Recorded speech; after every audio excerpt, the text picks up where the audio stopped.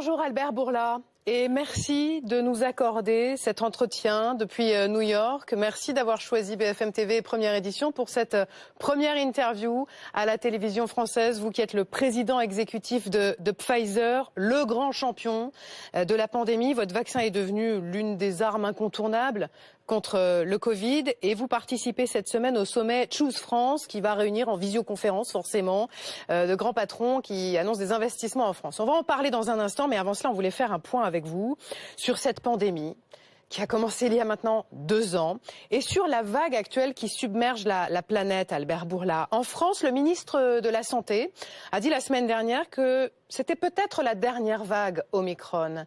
Est-ce que c'est aussi votre sentiment ? Je ne sais pas. J'espère que c'est le cas, mais je ne sais pas. Le scénario le plus probable, sans pour autant que l'on en soit certain, c'est que le virus va continuer de circuler ces prochaines années. C'est un virus qui s'est diffusé dans le monde entier et il est très difficile de s'en débarrasser. Mais je pense qu'avec les outils créés par la science, cette vague sera la dernière avec autant de restrictions. J'espère que nous allons retrouver une vie plus normale. Nous travaillons d'ailleurs déjà sur une nouvelle version du même vaccin qui permettra de couvrir les anciens variants, mais également Omicron, contre les contaminations, les hospitalisations et les décès. Nous travaillons aussi sur d'autres combinaisons et nous saurons laquelle fonctionne le mieux au mois de mars. La France s'interroge en ce moment sur la nécessité d'une 4e dose. Israël et le Chili y sont déjà passés. Que disent vos études et combien de temps après la 3e dose est-ce qu'il faudrait faire cette 4e dose ? Nous n'avons pas encore les données pour le moment, mais je l'ai dit à plusieurs reprises, pour moi, il est important d'avoir 3 doses pour avoir une vaccination complète, puis 1 dose par an, sauf pour les personnes immunodéprimées qui pourraient se faire vacciner tous les trimestres. Nous sommes en train de faire des tests pour connaître exactement les effets de la 4e dose, mais nous n'avons pas encore les résultats de ces tests. Nous les aurons en mars, en même temps que les données sur le développement d'un nouveau vaccin. Nous aurons aussi de nouvelles informations sur l'efficacité des 3 doses de vaccin. C'est donc à partir de tous ces éléments que nous pourrons prendre de nouvelles décisions. Il y a aussi une réelle interrogation sur la vaccination des enfants. Ça commence très lentement en France. Vous-même, vous êtes papa. Est-ce que la maîtrise de l'épidémie va passer par une vaccination massive des petits ? Je pense qu'il faut vacciner les enfants pour les protéger. C'est vrai, il y a des parents en France et à travers le monde qui sont réticents, mais cela représente un faible pourcentage comparé aux parents qui en France et à travers le monde souhaitent protéger leurs enfants. L'efficacité du vaccin chez les enfants est très bonne. C'est quasiment 1/3 de la dose qui est inoculée aux enfants et la question était de savoir si cette dose réduite allait être à la fois sûre et efficace et on s'est aperçu que c'était bien le cas. Pour les enfants, ce vaccin est à la fois sûr et efficace. Alors, il y a le vaccin, et dans cette course-là, Pfizer est quand même un des grands gagnants. Et puis, il y a la course au traitement actuellement. Quelles sont les dernières informations que vous pouvez nous donner sur le traitement Paxlovid développé par Pfizer ? Ce traitement change tout. Il a été mis au point en un temps record. Nous avons utilisé une synthèse digitale numérique, c'est-à-dire qu'au lieu de découvrir la molécule, nous l'avons conçue. J'ai une nouvelle intéressante pour vous. Nous avons annoncé un grand plan d'investissement en France. Nous allons investir 520 millions d'euros sur 5 ans. La plus grande partie de cet investissement sera allouée à un partenariat avec l'entreprise Novacep à Mourinx pour produire l'ingrédient pharmaceutique actif de ce médicament pour le monde entier. Et on va faire ça ici, en France, dans le sud du pays, comme je vous l'ai dit, à Mourinx. Donc vous nous dites que le traitement de Pfizer Paxlovid va être fabriqué à Mourinx, dans les Pyrénées-Atlantiques, dans cette usine Novacep dans laquelle Pfizer a choisi d'investir. Pourquoi ce choix d'investissement ? Nous décidons d'investir en France parce que la France a toutes les qualités pour que nous puissions y faire à la fois de la recherche et produire notre médicament.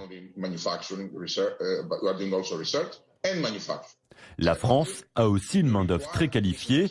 Produire des médicaments, ce n'est pas comme fabriquer des téléphones.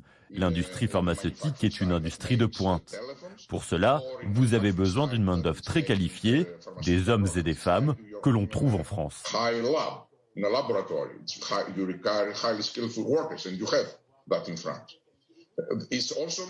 Il y a aussi un environnement commercial très favorable. Il y a beaucoup d'incitations pour la recherche pharmaceutique en France et nous avons donc pu envisager de produire de nouveau en France comme nous le faisions dans le passé.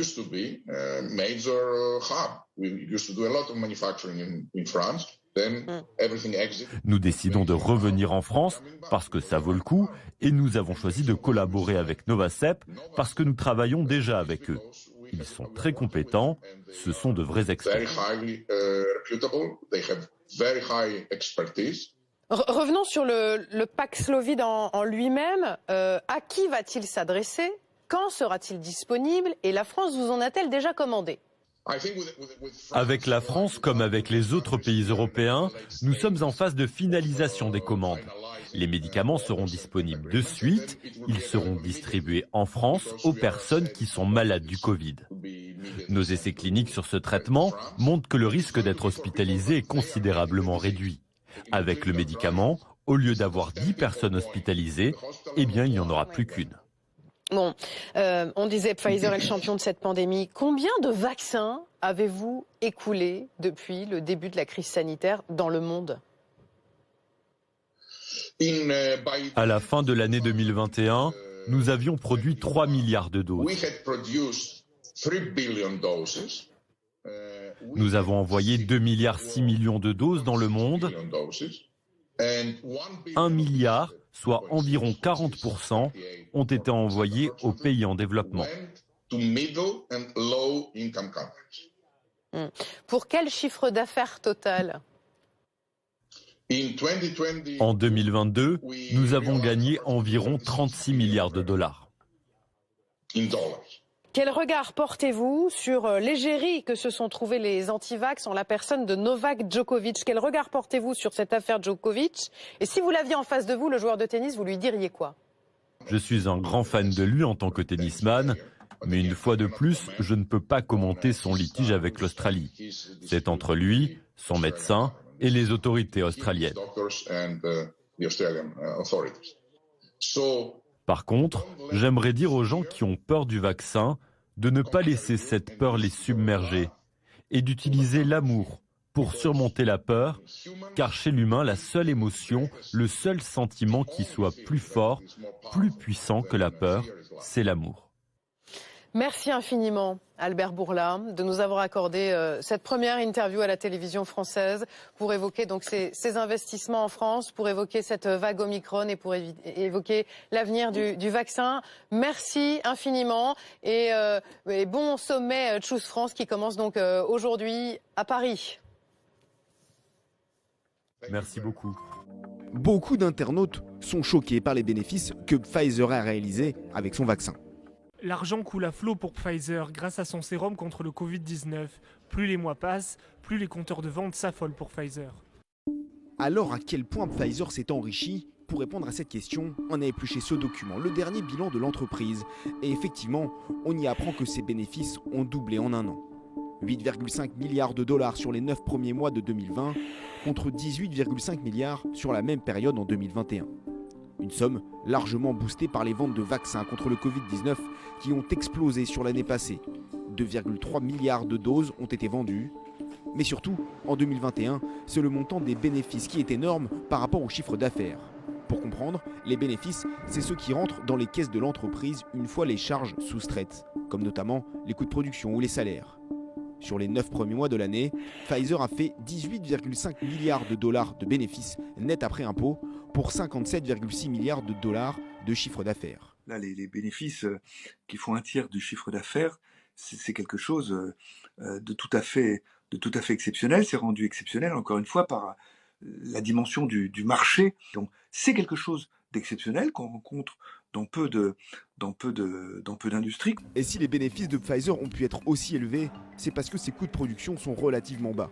Dans le domaine des vaccins, c'est surtout la recherche et l'investissement qui coûtent cher. Le coût de production d'un vaccin est relativement faible si vous prenez uniquement les coûts, la matière première et véritablement le coût de revient à la production. On est sur quelques euros, mais évidemment, lorsque vous êtes dans une situation qui a été une situation quasiment de monopole, ou tout du moins de duopole avec Moderna et avec des États qui sont prêts à tout pour mettre sur le marché un vaccin efficace, forcément, Pfizer a profité de la situation.